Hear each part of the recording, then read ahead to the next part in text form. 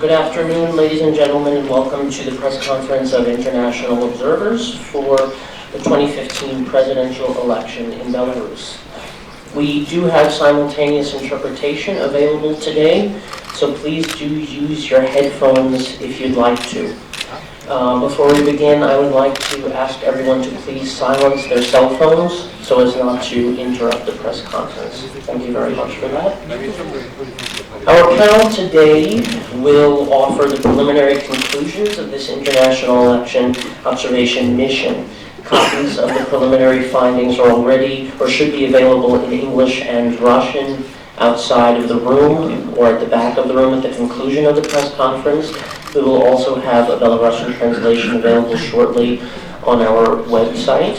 Copies of the press statement will also be available on our website shortly, so please do consult those. I would like to now introduce our speakers for today. We have Mr. Kent Herstedt, the OSCE Special Coordinator and leader of the short-term OSCE Observer Mission. Mr. Rehad Denemet, head of the delegation of the Parliamentary Assembly of the Council of Europe. Mr. James Walsh, head of the delegation of the OSCE Parliamentary Assembly, and Ambassador Jacques Faulk, head of the OSCE ODIHR Long-Term Election Observation Mission. Our panelists will first offer statements, and then there will be an opportunity to take questions from the audience. And we will now begin with OSCE Special Coordinator Kent Herstedt. Thank you so much. Ladies and gentlemen, welcome. I first want to thank the OSCE chairmanship appointing me special coordinator for this very important mission. We have had about 400 plus observers here, which has been displayed over the country. They have been from almost 40 countries. And they have been working very intensively, and I would like to also thank them for their important work these last couple of weeks, and especially during this weekend. I also want to thank ODIHR and their staff for their excellent work. Ladies and gentlemen, it's very clear that Belarus still has a long way to go towards fulfilling democratic commitments. The recent release of political prisoners is very welcomed.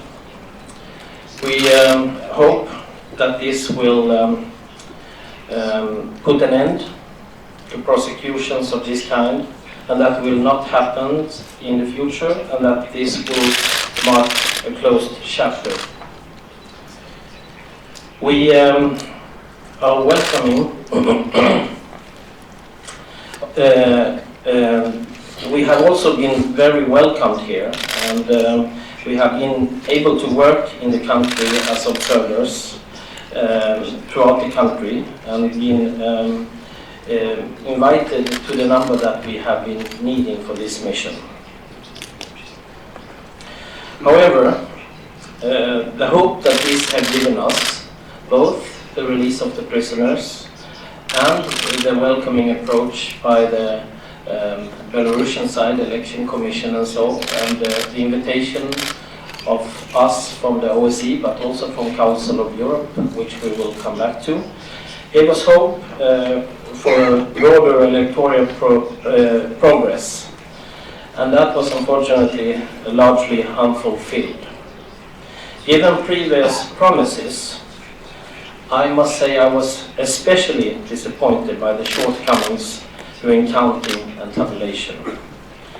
We hope that the Belarusian government will have the political will to engage in a thorough reform process, which we are ready to support. As I mentioned, we have worked constructively with the authorities here, and I want to stress that we appreciate that we were all invited without any restrictions on the length or size of our mission. This is a very good sign for the future. The Central Election Commission engaged in an open manner. But this did not translate fully into the broad improvements we had hoped for.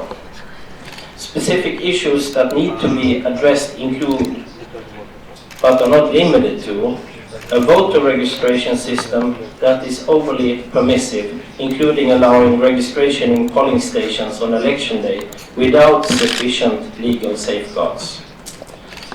A number of aspects combined to create an uneven playing field for campaigning and blur the line between the incumbent's partisan interest and the state.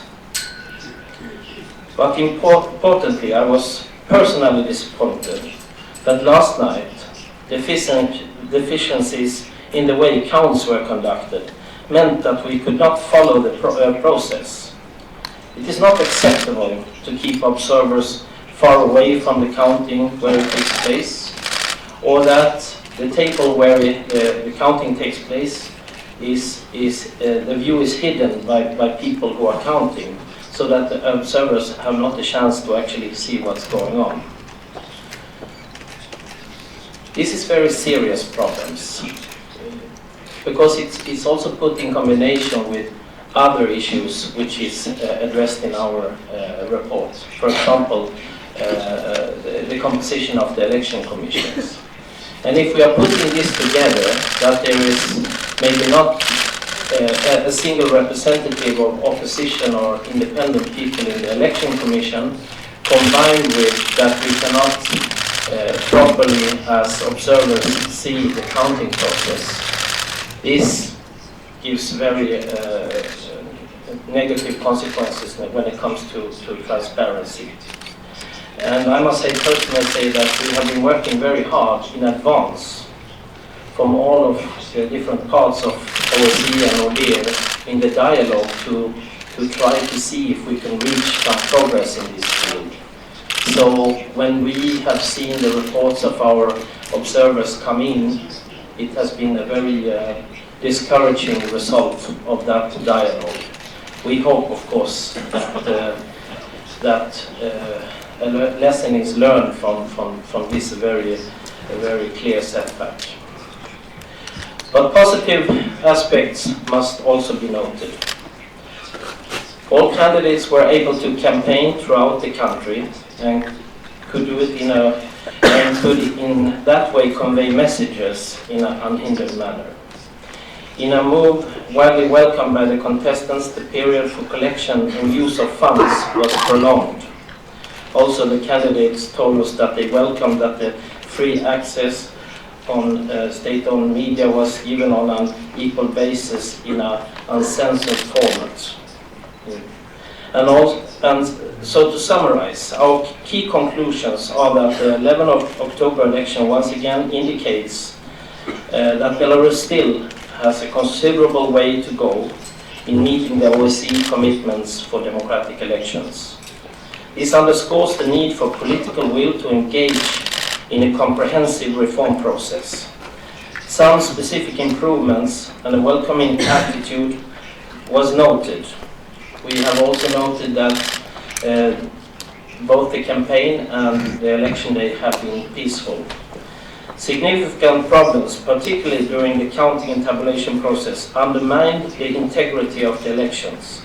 We welcome that the campaign and election day have been overall running calm, peacefully.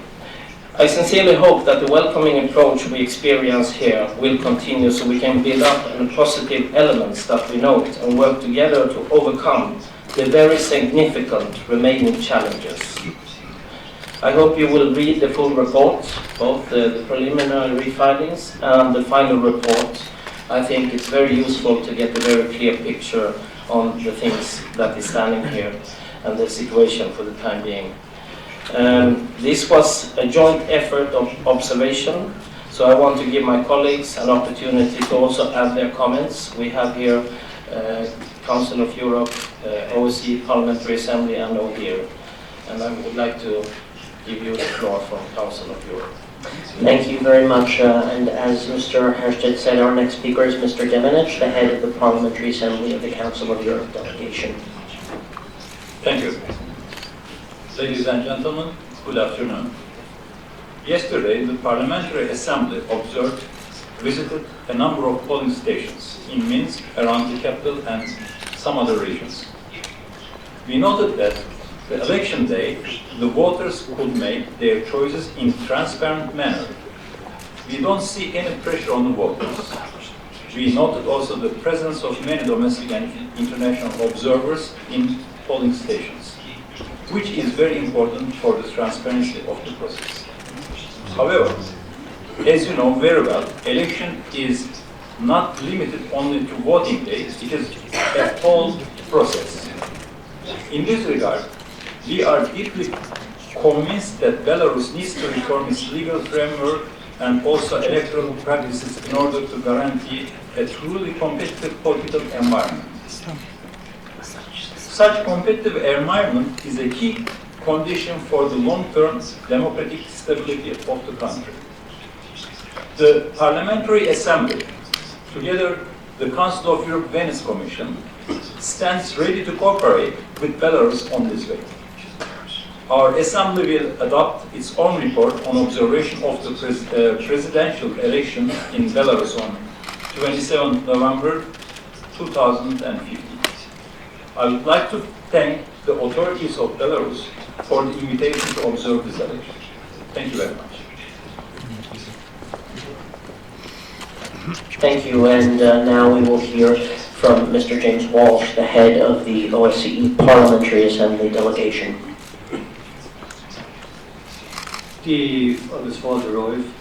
Thank you.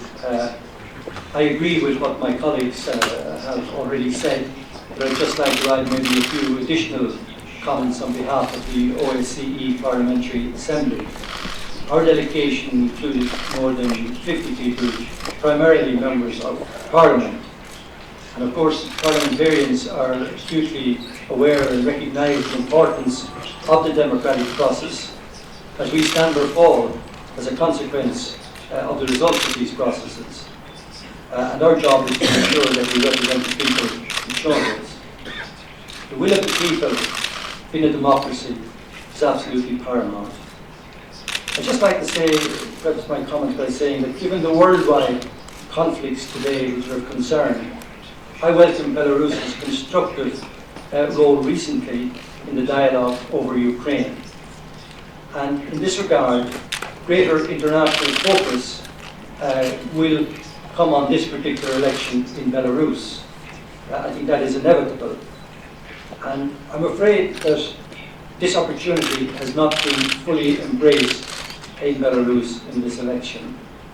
There's considerable work, as has already been said, that needs to be done, most notably in the areas of more representative election commissions and the integrity and transparency of counting procedures, of which there is more in our report, and I will direct you to that. We hope that the constructive attitude demonstrated by authorities to our missions will continue in pursuit of our common objective. As was mentioned, candidates were provided with a platform to convey their messages, but it took place within an overall restrictive media environment. We do note that a live debate took place on the 3rd of October, but on a personal level, I'm disappointed that not all candidates took part. This is a missed opportunity because it is the citizens of Belarus's right, and they lose when their candidates do not engage in a full and open debate. The absence of clear and transparent legal criteria for the selection of members of territorial election commissions and precinct election commissions allowed local authorities full discretion in the appointment process, which was not inclusive. I urge that this be addressed before the next election. Our critique of certain aspects of the system here are given in a constructive manner. We look forward to working with our colleagues in the Belarusian Parliament as they hopefully move forward with reform of the electoral code, which is obviously necessary. My thanks to all those who warmly welcomed us in the polling stations yesterday. I think this is a hallmark, if I can say, of the friendly disposition Belarusian people generally. Thank you. Thank you very much. And we will now hear from Ambassador Jacques Fall, head of the OSCE ODIHR Long-Term Election Observation Mission. Merci beaucoup. Thank you very much, Mr. Chairman. Ladies and gentlemen,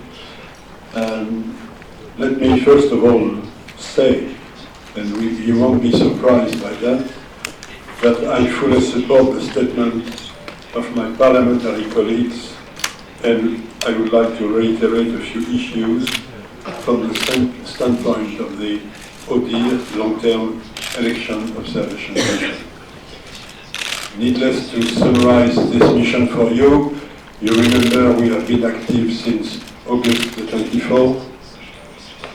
We have a core team of 14 experts in Minsk, 34 long-term observers developed, deployed everywhere in the country, and we observed the early voting process in full on Saturday and yesterday with the help of 400 short-term observers who were deployed. This has provided OSCE ODIHR with a wealth of technical and concrete first-hand information on which we based today's findings and conclusions. May I remind you also that according to our mandate, we have monitored all aspects of the process: candidate and voter registration, campaign activities, the work of the election administration, election-related law and its implementation, resolution of election-related disputes and monitoring of campaign media coverage in line with OSCE commitments, other international standards for democratic elections and national laws. So, the points I would like to reiterate, first of all, concern legal framework. The legal framework remained essentially unchanged since the last presidential election. It has been assessed as not adequately guaranteeing the conduct of elections in line with OSCE commitments and international standards. Specifically, election commissions must be composed in a balanced way to represent different views, protected from strong executive influence, and operate transparently. Obstacles to candidacy must be removed, and the rights of candidates must be ensured. Early voting and voting using mobile ballot boxes must be properly regulated and transparent. The limited role of international and domestic observers gives ground for serious concern about the transparency of the work of the election administration. Clear provisions on appeals are required in respect for decisions by election administration, and a comprehensive reform of the legal framework is necessary to address these shortcomings. If we come to the election administration, then there was an open and unrestricted invitation to ODIHR from the Belarusian authorities, and this needs to be mentioned. I'm glad to do that.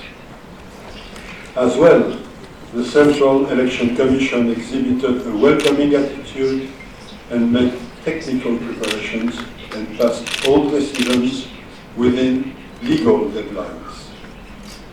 All CEC decisions, regulations, and guidelines were published on its website. Also, the law provides that election commissions are independent from any state bodies. The government had a key role in appointing commission members, but the absence of clear legal criteria for the selection of election commissioners, already mentioned, allows the local authority full discretion in the appointment process.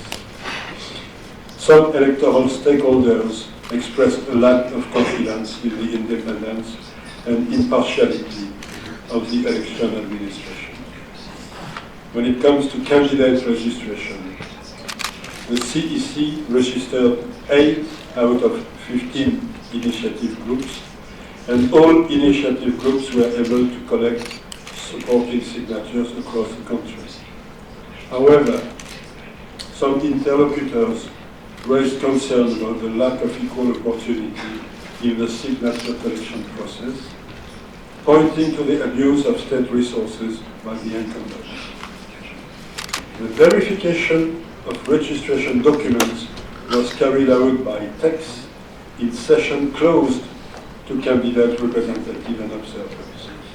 Also, the rules on signature verification are unclear and allow for arbitrary decision by text, which cannot be appealed. Overall, the signature verification process, as currently implemented, allows for arbitrary decisions and potentially constitutes a barrier on candidates. When we come to women's participation, for the first time, there was a woman candidate in the presidential election, to be noted. Women are also well represented on election commissions, especially TEX and PEX, and of the 12 CEC members, 4 are women. If we touch citizen observers, independent citizen observer groups carried out a long-term observation and regularly published their findings during the pre-election period. However, some 2/3 of all accredited citizen observers represented public associations subsidized by the state. Observers are not entitled to follow all stages of the election process, signature verification, tabulation of results. And election commissions have wide discretion to deny them access. But you know, OSCE mission has not come here for a one-day event. It's a process that the organization is willing to develop with Belarus. So what will be the follow-up? First, ODIHR will publish its final report on these elections in approximately 2 months from the final results being declared. This final report will include concrete recommendations on how the Belarusian authorities and other electoral stakeholders can improve the process in line with these recommendations. I hope myself to be able to come back to this early in the new year to deliver this report to our various interlocutors with the aim of identifying areas that can be worked upon prior to the next elections. And as always, ODIHR stands ready to lend its expertise in this follow-up process to lend assistance to the Belarusian authorities in meeting their OSCE commitments. Thank you for your kind attention. Thank you very much. There's now an opportunity for journalists in our audience to ask questions if they have them. Please do raise your hand to indicate if you have a question and wait for the microphone to come to you before asking it. We also request that you state your name and media affiliation when you ask your question. Please, sir.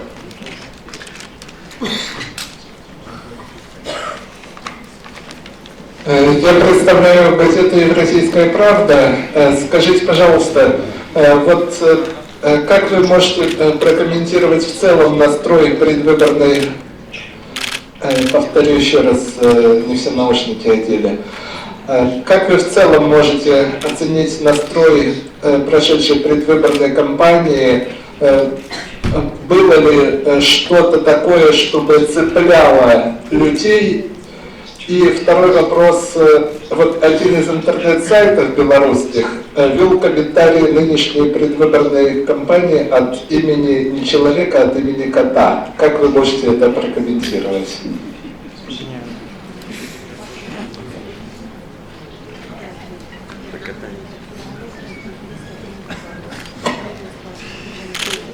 Can you please repeat the second part of your question? Один из интернет-сайтов ввел комментарий предвыборной кампании не от имени человека-кандидата, а от имени кота по кличке Барсик.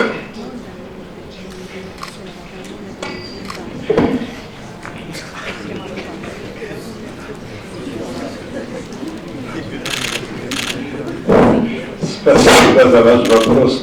Thank you very much for your question, but I start with the last one, the funniest one, you know. It happens not only in Belarus that you have people willing to make jokes about serious events. I already had occasions to state that when I was with students in my home country, I remember some funny student groups proposing some animal to be elected as the dean of our faculty, so I will stop there. It's not a serious thing, but it happens in life. What else can I do?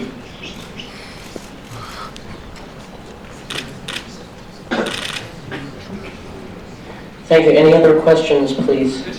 The lady, please, in the blue. Yes.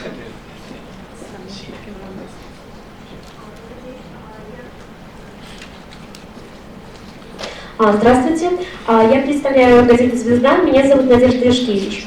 Итак, президентские выборы состоялись, и, как известно, на них большинство голосов набрала действующая глава государства. Белорусы сделали свой выбор, и мой вопрос заключается в том, не пора ли западным политтехнологам изменить свое отношение к нашей стране. Спасибо.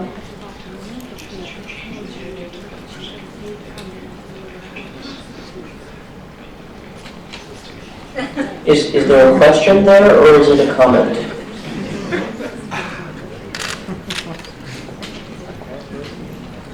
Это вопрос.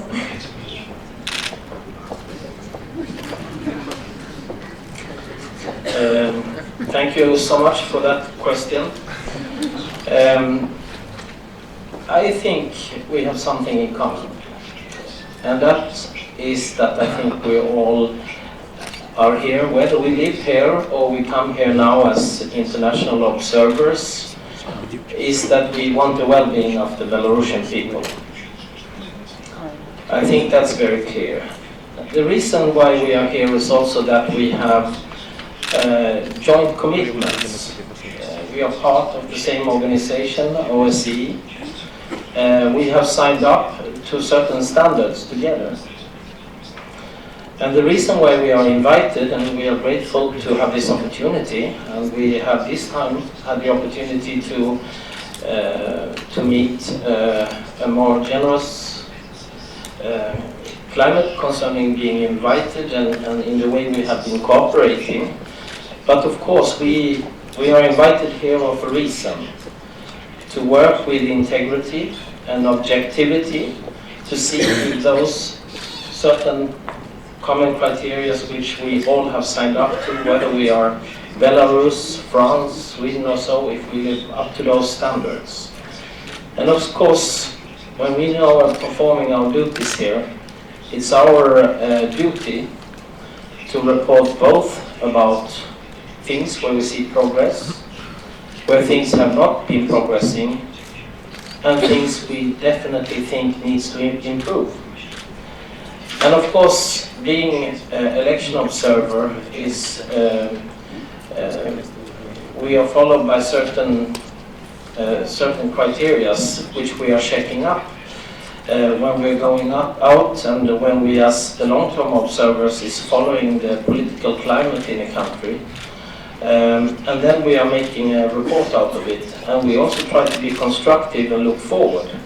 I think that our report is to be seen in the light of that we think here's a constructive process that needs a political engagement by the Belarusian side to be able to reach out to those common criteria which the OSCE has as its core values.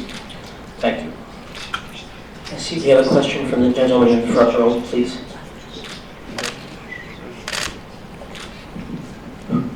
Русское телеграфное агентство, Василий Малышев. Как вы относитесь к призывам к бойкоту? Как вы считаете, к чему бы они привели, если бы их все послушали? И как вы относитесь к акциям, на которых призывали к бойкоту, которые не были санкционированы? Что я знаю, что на некоторых были ваши наблюдатели. Спасибо.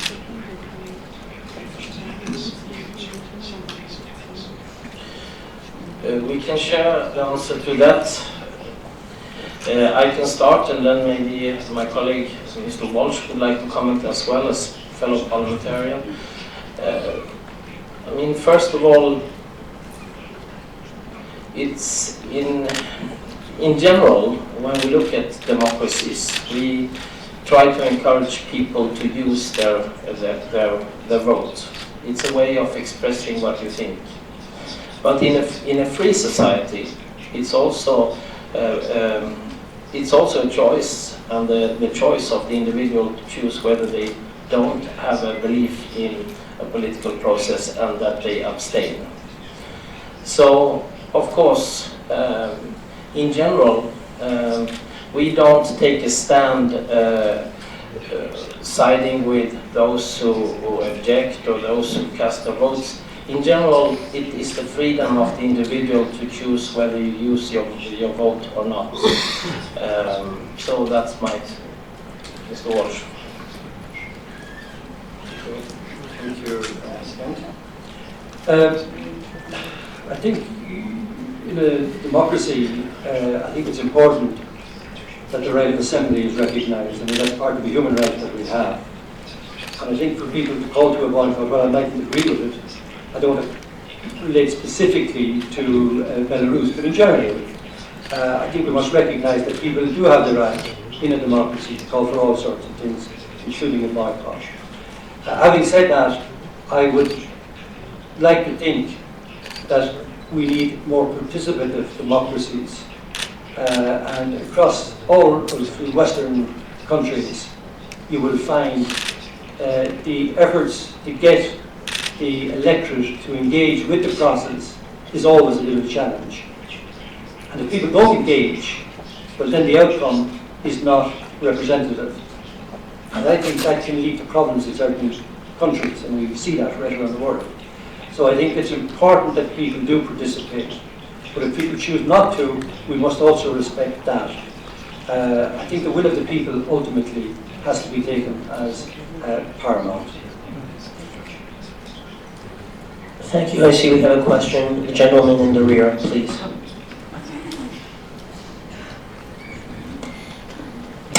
Hello, my name is Alexander Lukashuk, Radio Free Europe, Radio Liberty. You mentioned one of the concerns is the inability of observers to be present at the counting of the votes, which is a pretty serious concern. My question is anyone of you, gentlemen, or of the OC team was able to actually be present during the counting of all votes, at least in one of the voting stations?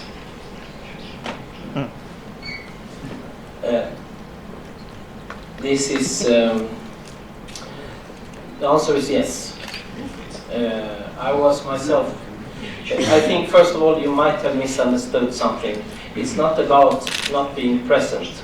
We have been allowed to be present. It's not a matter about that. The matter is about being present but not being able to see. Maybe it's quite close to what you're saying. Because if you cannot see, you start to question what you're doing there. And this is, of course, a very crucial part of being an observer. We know from previous elections, I have myself been here in 2010 and 2012, and in general, it's working quite well during the daytime in the polling stations. But when we are coming to the counting process, that's where I must frustratedly say that we have had several discussions about this matter. And we have actually been received by positive answers from the Central Election Commission here that there would be a progress. And actually myself, I the confirmation that the the overseas observers were to be able to see. And we didn't just speak on behalf of overseas observers, but actually we also asked about also the domestic observers.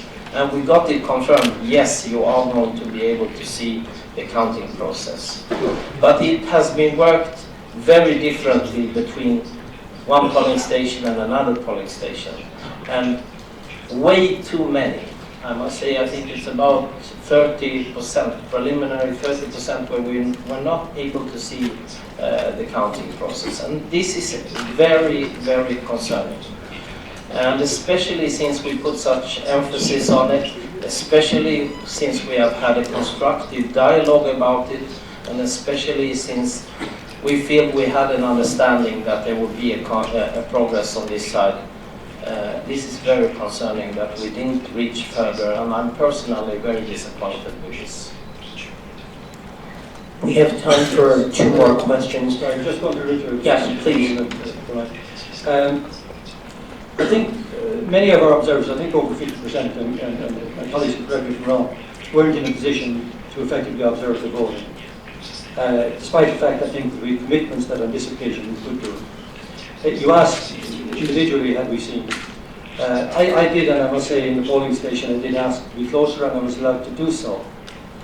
However, I could only observe those counting nearest to me, and not those further away.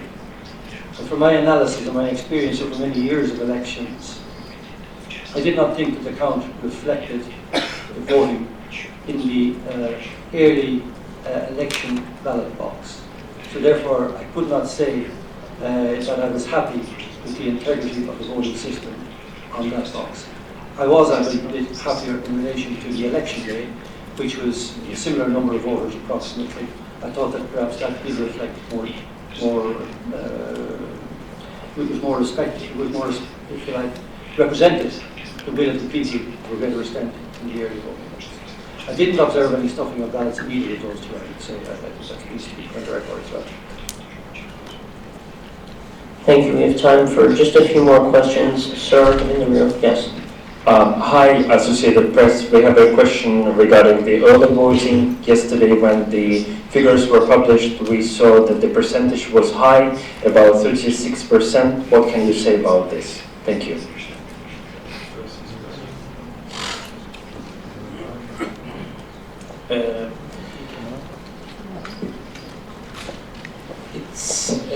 Actually, to analyze this, of course, we have noted this, that there has been many, more than ever before, using the vote in advance. Of course, you can reflect upon many different factors around this. We have heard mentioning here both the issue that some have been trying to encourage not using the vote. We have also seen a campaign here to encourage people to vote, and we are analyzing the fact that so many decided to use their vote before the actual election day, and there is rumors about pressure on people to use the votes in advance, and that could be the fact of why so many use the votes in advance. There's also concerns about what that could mean vis-a-vis transparency and counting. I think Ambassador Four should also comment on this, because this is also not something that is continuously analyzed for I think the end report that will come later on. We have just seen it the last week here, and we need some more time, I think, to draw the absolute conclusions of that. Ambassador. Thank you, Mr. Chairman. My comment won't change anything at the overall picture which you have given, and it was in a way disappointing. Not in line with not only commitments, but also with some promises we had at the beginning of this electoral campaign. But, our observation work, one of my long-time predecessors liked to compare this work to the building of a mosaic. We have a lot of observers. Every of them is giving us its very detailed, very checked report, which is part of the mosaic. But when we put all those pieces together, we have a broader picture, of course, and in a way, sometimes contrasted. For counting and tabulation of results, we had observers refused this possibility, and we regret that very much. We had also very few, but some observers who were granted this possibility by the chairman or chairwoman of the PECs, which indicates that there is room for progress in this direction, provided there is a clearly stated political will from the top. Thank you. Ladies and gentlemen, I would like to take your permission because I have a 4 o'clock flight and I have to leave a little bit early. I'm sorry about that one. See, we have some additional questions, so we'll try to take a few more. Miss in the back, yes.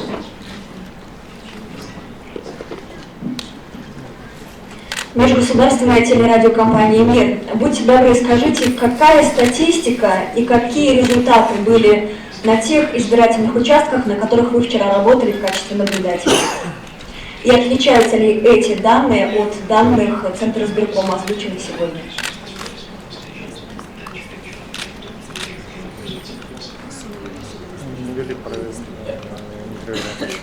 Actually, I don't think we should narrow it down to our personal experience and what we saw in 1 or 2 polling stations. I think the strength in what we are talking about is the huge number of observers, which we are in the observations we have done.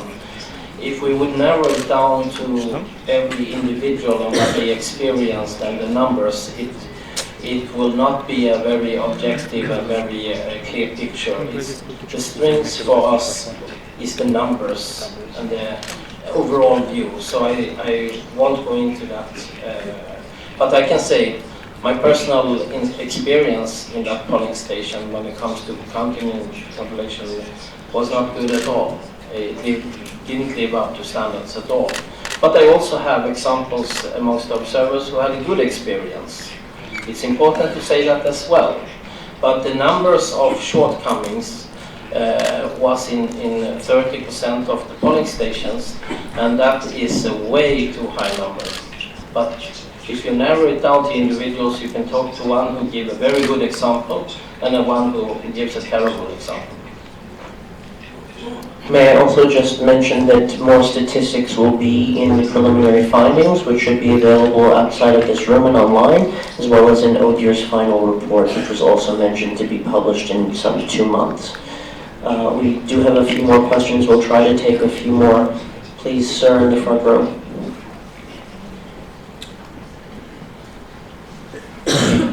Европейская рада для Беларуси, Дмитрий Лукашук. Я сподіваюся, з перекладом з білоруської не буде проблем. У меня такое питание. Вот белорусские чиновники до еще выборов гэтых говорили, что на попередних выборах назиральники от ВДИП-ШПСЕ, парламентской ассамблеи, нас падчас своей пасля выборов на конференции казали, что все пройшло вельмі добра, у нас выдатна сустрэліся, ніякіх заўваг, а потым з'язджались в Беларусі і, рыхтуючы свой канчатковы даклад, ну, цалкам змянялі сваю пазіцыю, якая потым была ў гэтым дакладзе канчатковым. Маўляў, как бы палітычныя ўсе там чыннікі спрацоўваюць і выносіцца канчатковы даклад, пішацца, высыпаючы з нейкіх палітычных меркаванняў. Ці сапраўды гэта так? Ці спрацуюць якія-небудзь зараз палітычныя меркаванні, калі падумаць, што вот у геапалітычным зараз свеце Беларусь играя некие такие становчую роль, там, миротворчую по Украине и так далее, и так далее. И одразу там другое питание. 83%, скажите, вас это не настороживает, это неким чином повпливає на кончаткову вашу резолюцию?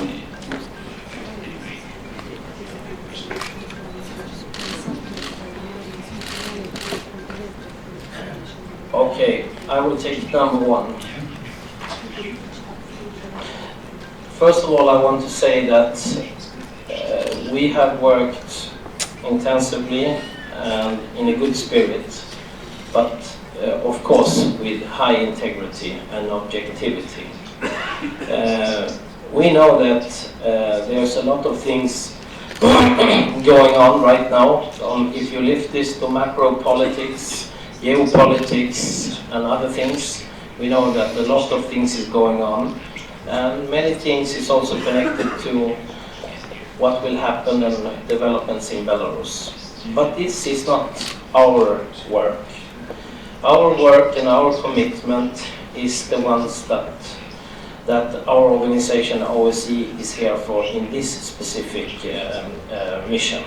We have other parts of OSCE who is deeply involved in other parts of what's going on here in Minsk. But our mission is focusing on the elections and the core values which we have signed up to. And I can assure you that we are not subject to any political pressure or any kind of influences of that kind, and I have not myself been feeling anything of that kind. We are trying to do objective, concrete work, and I hope that this is also going to be received as a constructive work. We criticize when we feel that it's needed, because the realities looks like that, but we hope that the recipient on the Belarusian side will take note of it and try to do something concrete, positively out of it. And we are ready to support such a process.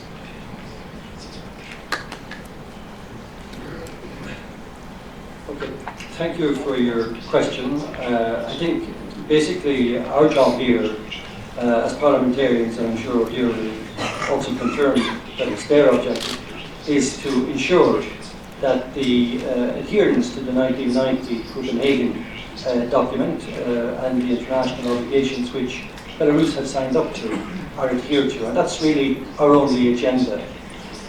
Within that, we observe and we report fairly on what we see. That's our obligation and duty. And in that, if you read the statement which is made, you will find many positive things in the statement which have come back and been fed back by certain observers. But obviously where things were found which were not in accordance with the document, we've mentioned those and highlighted those as well, and I think that's our responsibility. With regard to the majority for the President or for anybody, that really isn't any of our concern or affair for that matter. The only thing we're concerned with is that the process is correct and meets those international standards, and that the decision that's arrived at is reflective of the opinion of the people. And where we think there's concerns in that regard, then I think we have an obligation to highlight that. With regard to comments from certain individuals who have left the country, well, I think the question would have to be directed to them on what basis, they are making their statements. I mean, I spoke to many of our colleagues last night after we returned from the polling stations, and there was a variety of impressions and reports, which are all reflected in the statement and report that we make, depending on the individual experiences we have. And I think Ambassador Florida mentioned that with regard to maybe the discretion among the PECs, and that there maybe needs to be greater conformity and uniformity in the manner in which it's conducted.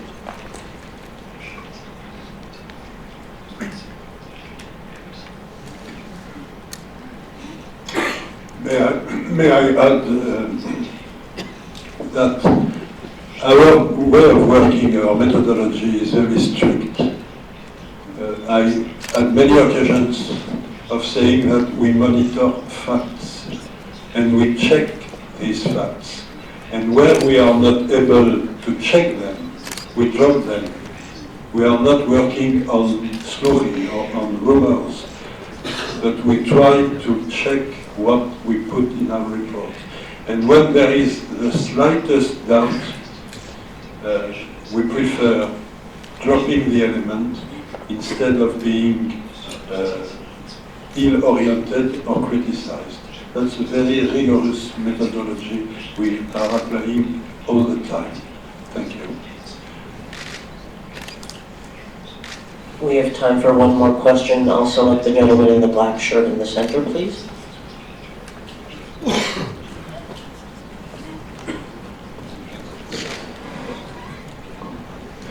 Artem Schreiben to the portal, Belarus portal.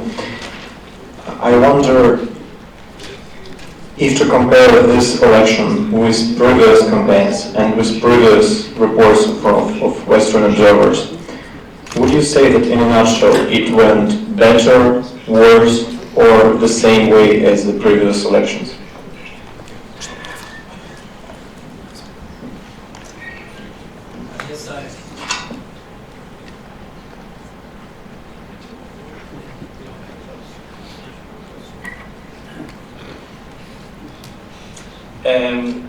That is not exactly easy to answer, because you don't copy one election to another. But actually, if you look at the first statement in this document, it is not too different from the one after 2010. It is clear that Belarus still has a long way to go towards fulfilling its democratic commitments. Then we have seen some small progress in some areas. We have felt a more welcoming approach by the Belarusian authorities. The Council of Europe was invited here for the first time since 2001. This is of course welcome. But in some very serious areas, the problem remains hugely, totally inadequate. For example, the composition of electoral, the